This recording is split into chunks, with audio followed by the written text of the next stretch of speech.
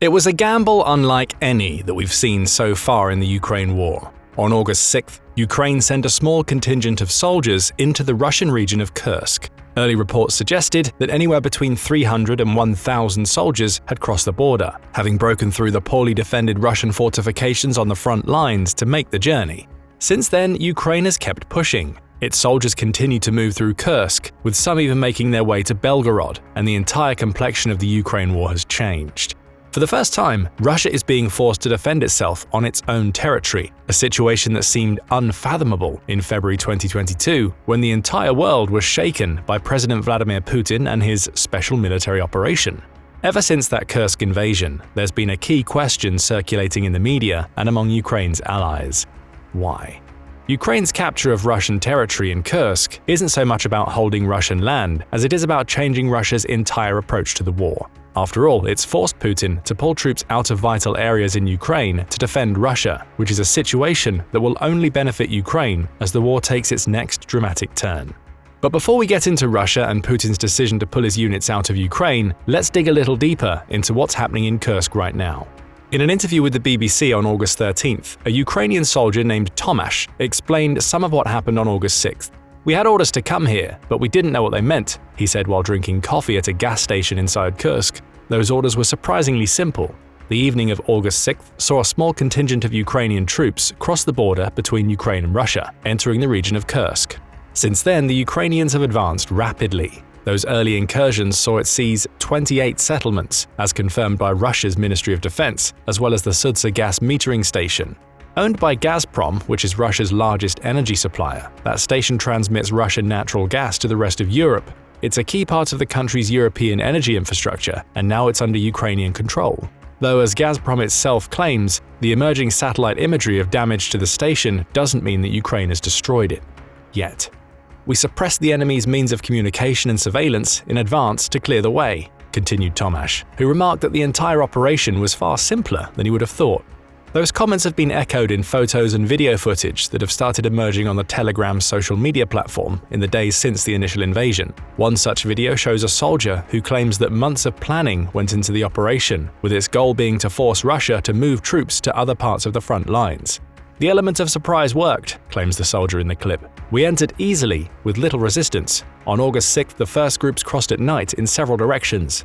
Russia's poorly manned defenses on the border couldn't stop these initial groups. What followed was nothing short of a remarkable Ukrainian advancement into Russian territory. That initial group of 1,000 is now believed to be growing in number, though reports are starting to conflict one another." On August 13th, the BBC noted that Ukraine's President Zelensky is now claiming that Ukraine holds 74 settlements in Kursk. Russia's defense ministry hasn't commented since its initial confirmation that 28 settlements had been overrun, meaning there's little reason to doubt Ukraine's claims. Whatever the case may be, it doesn't change the fact that Ukraine now controls villages and towns inside Russian territory. It's a sharp humiliation for Putin that also changes the entire complexion of the war. Ukraine is also claiming that it now controls about 386 square miles of Russian territory in Kursk, though the BBC says that is a disputed claim. The Institute for the Study of War, for example, says that while Ukrainian soldiers may be spread out that far, it's unlikely that the entire region is under the Ukrainian army's complete control. What is more certain is that Russian civilians are fleeing Kursk in droves. The BBC says that 121,000 have left their homes so far, many on their way to Moscow to escape the war that's coming to their doorstep. A further 180,000 have been told they need to leave, meaning Ukraine's invasion has forced the temporary displacement of nearly 200,000 Russian civilians in the space of a week. Moscow is preparing to welcome as many of those people as possible, having set up 400 shelters across the country that will serve as makeshift homes for up to 30,000 evacuees. But it's clear that the scale of the escape from Kursk is growing beyond Moscow's control. It barely has enough shelters to handle a sixth of the people who've been displaced so far. All of this implies that the Kursk offensive has been extremely successful so far. But that success doesn't answer the question we posed at the beginning of the video. Why did Ukraine choose to launch its invasion now? It's not about taking territory, at least according to Ukraine's foreign ministry. On the afternoon of August 13th, a claim came out that Ukraine was not interested in taking territory, with the supposed goal being broader than that. A spokesperson for the ministry said, "The sooner Russia agrees to restore a just peace, the sooner Ukrainian raids on Russian territory will stop. As long as Putin continues the war, he will receive such responses from Ukraine." So the Kursk invasion is actually about bringing an end to the entire war then? Perhaps it is, in part, but there's a far more immediate and practical reason for Zelensky taking such a massive gamble. Ukrainian troops invading Kursk will force Russia to deploy soldiers it has stationed elsewhere to deal with them, and that action will have a far greater impact on the war than many realize. We're already seeing this happen. On August 13th, a week after the Kursk invasion began, Politico ran an article in which it reported on the comments of Ukrainian army spokesperson Dmytro Likovy. He claimed that the invasion had left Moscow scrambling, forcing Putin to not only express anger, but claim that the West was responsible for the invasion. The Russian president claims that Russia will mount a worthy response to Ukraine's actions, with that response appearing to be pulling troops out of other locations to send to Kursk. Russia has relocated some of its units from both the Zaporizhia and Kherson regions of Ukraine's south, Likovy claims. This move is notable because those regions were among the first that Russia attacked when Putin launched his special military operation in February 2022. Kherson in particular was a major early victory for Russia. Symbolically, it was the first major Ukrainian city to fall to the Russian invasion, allowing Putin to proclaim an early victory in his operation. But perhaps more important is Kherson's location. With a population of 380,000 people, Kherson lies on the banks of the Dnipro River, giving Russia key access to the city via the Black Sea. In the early days of the war, this access was seen as vital. Russia's dreaded Black Sea Fleet will be able to send soldiers and supplies into Kherson via Crimea, allowing Putin to reinforce his armies in South Ukraine. Of course, we now know that the war hasn't played out quite like that, with Ukraine managing to use missiles and drone strikes to take out a third of the Black Sea Fleet. That part of the fleet wasn't rendered completely useless, but Russia is far warier about using it now than it was when it first took Kherson. Still, this proximity to Crimea is important to both sides. For Russia, it's due to the logistical advantages, and for Ukraine, because Kherson acts as a sort of gateway to the annexed territory. Crimea has been under Russian control since 2014, with taking back Crimea likely being a key objective for Ukraine in the war. Kherson is important in that, as Dr. Marina Miron, who researches defense studies at the King's College London, explains, recapturing it would pave the way to reconquering Crimea, which Ukraine aims to do in this war. Back to the city's importance, Kherson offers access to the Dnipro River, a waterway that runs right into the center of Ukraine. Again, that river could serve as a major supply line for Russia as it advances closer to Kyiv from the south. Why does any of this matter in the context of Kursk? Russia removing troops from Kherson means that it's prioritizing the protection of its own territory over the retaking of important territory in Ukraine. It weakens the assaults Russia can carry out on a key Ukrainian city, and one that Russia controlled in the early months of the war, allowing Ukraine to refortify Kherson so it becomes much harder for Russia to retake once it's resolved the Kursk issue. However, it's unknown just how many troops Russia has redeployed. Likovy suggests that Russia has moved a relatively small number of soldiers from Kherson to Kursk, meaning there will still be Russian forces in the city. That could be a miscalculation by Putin. Though Ukraine invaded Kursk with a small number of soldiers itself, as around 1,000 crossed the border, those soldiers have succeeded by creating anarchy in the oblast. Roving units are destroying Russian defenses at small settlements, followed by larger units of Ukrainian troops that secure those settlements and fortify them. A relatively small number of Russian soldiers isn't likely to be able to dislodge the Ukrainian soldiers from their positions quickly. Plus, now that Ukraine has broken through to Kursk, nothing is stopping it from reinforcing those positions it's taken with soldiers of its own. In short, the Kursk invasion has forced Putin into a change of tactics. However, it may not have forced the change that Ukraine wanted. While troops moving out of Kherson is important, Ukraine would have preferred Russia to move soldiers away from the Donetsk region. Al Jazeera said as much in a video published on August 12th, in which it claimed that the invasions of Kursk and Belgorod were intended to change the dynamics in Donetsk by forcing Russia to send troops from that region. That would relieve some pressure on Ukrainian forces stationed in and around that city, which have faced constant bombardment as Russia attempts to secure more territory in the Donbass. But Donetsk remains in Russia's focus. Back in February 2024, Reuters reported that Russia was firing anywhere between 1,500 and 2,500 rockets and artillery shells at the war-torn city daily, with its goal being to take out key infrastructure before winter in hopes of forcing more of the city's population out by the end of the year. Ukraine is trying to hold Russia back in the eastern province. Russia currently holds about 57% of Donetsk, but the constant pressure has been telling. Ukraine wanted to ease that pressure. However, Putin's response of pulling soldiers out of Kherson suggests that won't happen. As Politico points out, Russia has instead tried to counter Ukraine's gains by launching refreshed offensives in Pokrovsk, which is in the Donetsk region, alongside other locations in Donetsk. For now, Russia seems satisfied with pulling troops out of Kherson, along with sending troops from Kaliningrad into Kursk. That's according to Laurynas Kasčiūnas, the Lithuanian defense minister, who claims that Lithuania has spotted Russian troops leaving Kaliningrad in the wake of the Kursk invasion. All of this adds up to a fairly confused response on the part of Russia. Likovy said as much when speaking to Ukrainian TV, noting that Russia launched several attacks on Kherson, even as it withdrew some of its forces to send to Kursk. "We must still understand whether it's a smokescreen activity," he noted. But trying to create a smokescreen could backfire on Putin. If the army is only diverting small numbers of troops to tackle the Kursk problem, with the focus remaining on the Donetsk and Kherson regions, Russia may find itself losing even more territory. A small contingent isn't going to stop Ukraine's advance, especially given how meager the Russian defenses were initially. Those small numbers of troops will run into far stronger Ukrainian fortifications, as well as having to deal with the potential for Ukraine to send more soldiers into Kursk, so these former Kherson units are attacked from both sides. Only one thing is certain: Putin has been forced to change his approach to the Ukraine war. For the first time since the war began, he's not fighting on his own terms. Instead, he's having to respond to a successful Ukrainian offensive that has brought the war into Russia. Regardless of the nature of his response, this is something that Putin neither anticipated nor prepared for, meaning that he's been humiliated as Ukraine shows he hasn't done enough to defend the Russian people. Let's focus back on Kherson for a bit. Though the removal of troops from that pivotal city may seem like a huge bond for Ukraine, the reality is that Russia had already done something similar back in November 2022. Several months after taking Kherson, Putin ordered the withdrawal of many of his soldiers stationed in the city as they stared down a Ukrainian counterattack that they likely wouldn't be able to handle. Ukraine successfully liberated the city 9 months after it was taken. However, Kherson was far from a secure area following this liberation. As AP News reported, in November 2022, the departing Russian forces littered the city's streets with landmines that one Ukrainian official noted could render Kherson a city of death.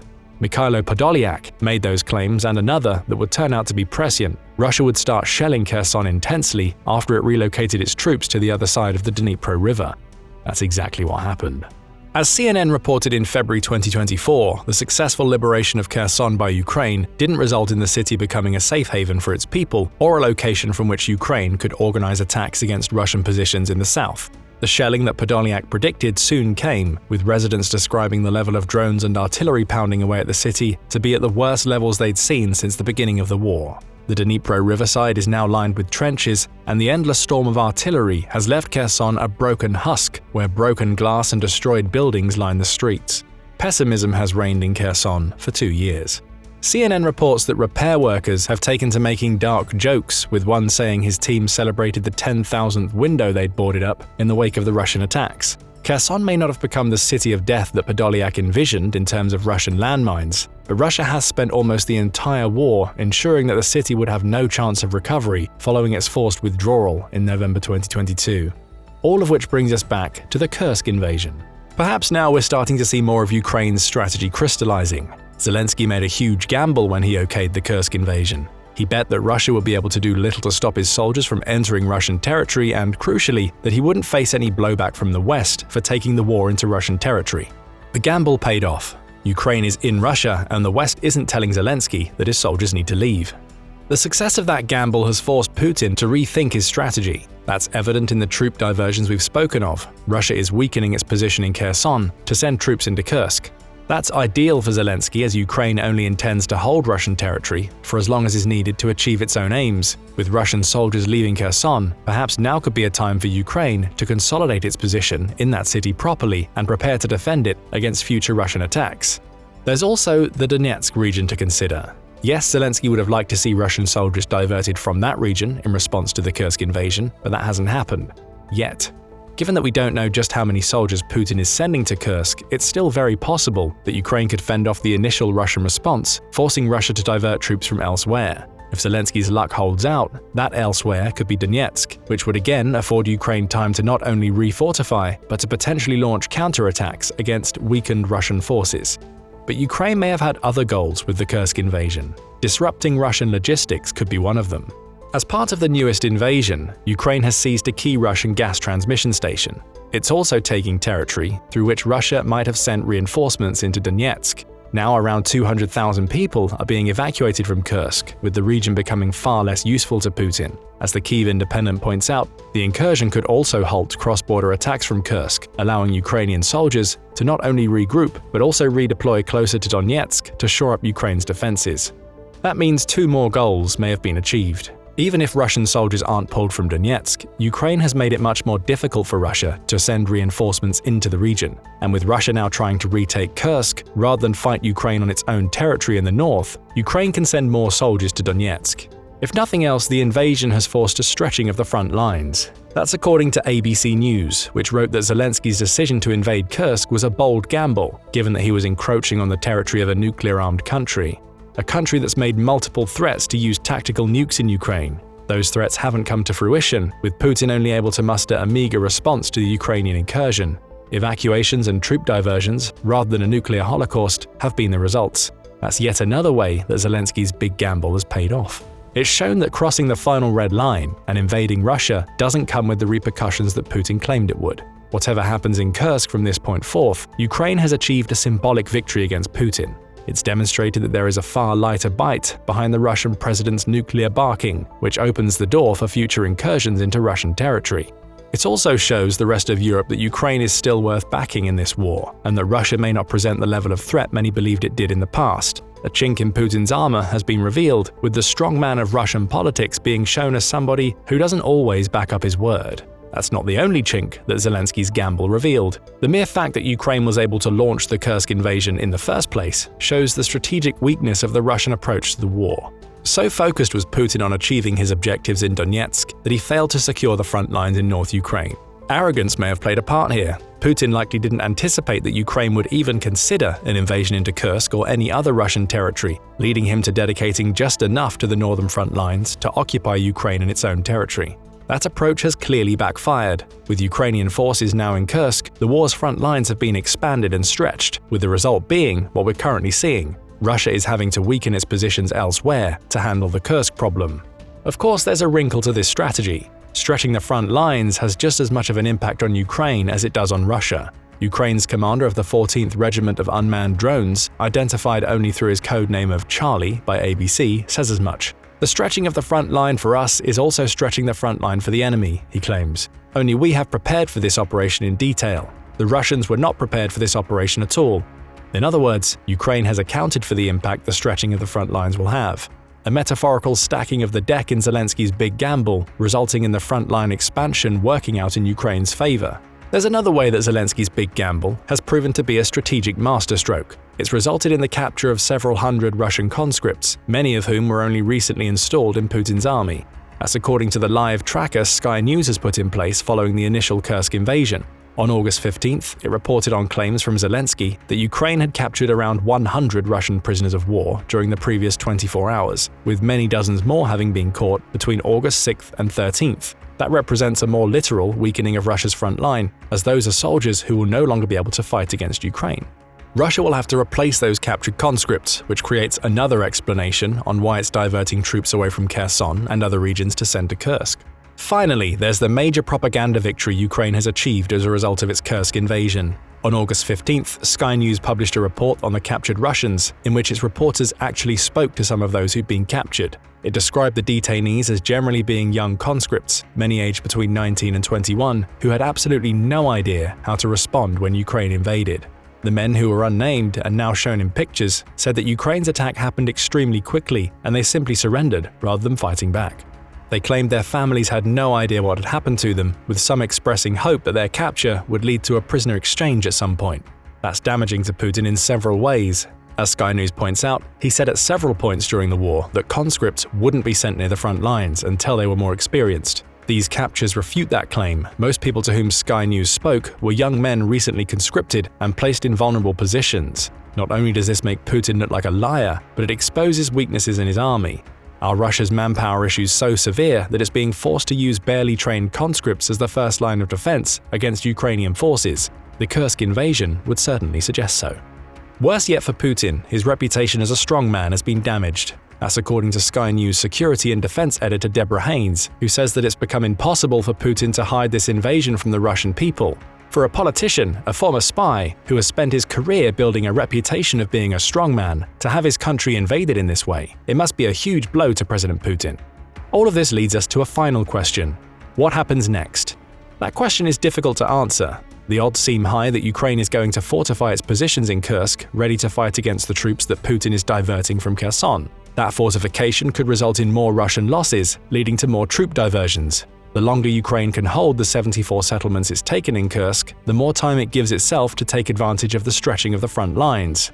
That could open the door for more counteroffensives in Donetsk, assuming Putin is forced to divert troops from this critical region, as well as the fortification of Kursk and the countering of artillery strikes that have battered the city for so long.